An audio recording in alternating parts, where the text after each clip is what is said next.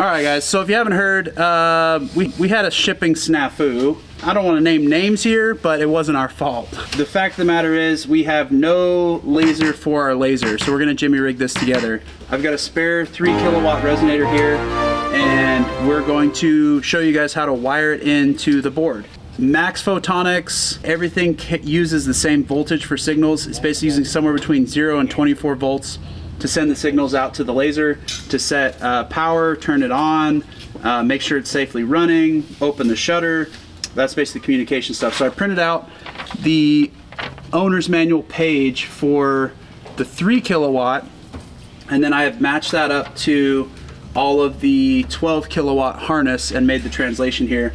A lot of the stuff is the same, but it's labeled different. Yeah, this is the Bochu FSCUT8000 board, so it's their latest and greatest 8 series. I think they're in beta on some new ones right now, but they haven't come out with them yet. So this is the newest stuff, and there's not much information on YouTube for this yet, so hopefully you guys find this useful. The best part about the Max Photonics harness is the colors all match. So the black stuff here is the black stuff here, and mainly you gotta look out for positive and negative. So we just pulled out, this is PWM1 positive, and on the 3 kilowatt harness it's gonna show as just EXM. But these are both, your PWM is for your power modulation, telling the laser how much power you need. So the big question here is, will this FSCUT8000 board work with a 3000 kilowatt resonator? Because technically the FSCUT8000 is supposed to be for 8 kilowatt lasers and up, which mostly is like, there's some advanced piercing protocols that are available and a couple other features when you get higher power. So this should work, even though it's not, I mean, it's not that it's not rated for it, it's just not designed for it. It's basically a waste of money to put a 3 kilowatt resonator on a 8 series Bochu board. So here's our M negative, or our PWM negative, and I'm putting in our M negative. I'm sorry, somebody's die grinding, the most annoying noise in the world, but we still got to make some money while we're doing this out in the shop. Okay, so there's our PWM. Now we've got our green wires.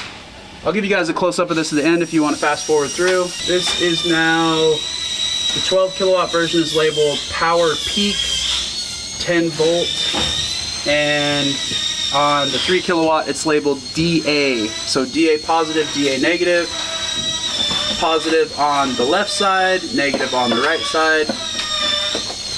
So here's our PWM, or sorry, our DA positive, negative. Oh, and actually, if you look down here on the bottom of the board, it's labeled DA. So that makes things pretty easy as well. So DA negative, DA negative. All right, next in line here, we're going to unwind our enable positive, enable negative, and these are labeled EN positive, EN negative here on the 3 kilowatt. So nothing too exotic here going on yet. So we got, once again, positive on the left, negative on the right, EN enable. Then to be completely honest with you, I don't know what these yellow cords do, so let's do a Google translation here. See what it's tagged as. So this is labeled control positive, control negative, and this is labeled control A and control B. So I'm just gonna treat this tag basically the same with both of these, because yeah, these both have the same Hanzi characters on them. So we'll use this no tag with the no tag line, and the tagged one on the tagged one. Oh, and also, yeah, this one is yellow with a black stripe, yellow with a black stripe, solid yellow, and a tag.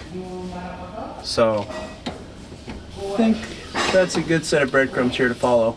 We'll see if it works in a minute. All right, and then these stay jumpered together. They come like that from the factory. The extra cables already come with little rubber insulators on the end of them to keep them from arcing out or sending a signal or receiving a signal. But from here, we should be pretty good. We're gonna leave the old wiring harness in here because the 12 kilowatt will be here in a few weeks. But let's go plug the harness into the laser. This is where the harness terminates into the resonator. Even though the harness is the same, the plug is larger on the 12 kilowatt because there's more features built into it. Yeah, so this is the plug for the 12 kilowatt resonator. And it just has extra pins on it. It's not that the pins are any different sizes. Come on, focus, focus, focus, focus.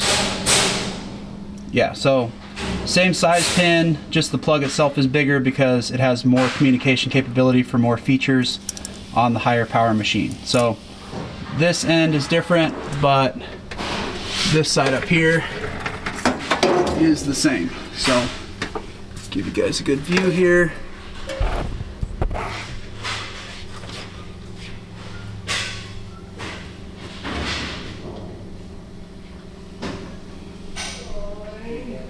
And then right down here.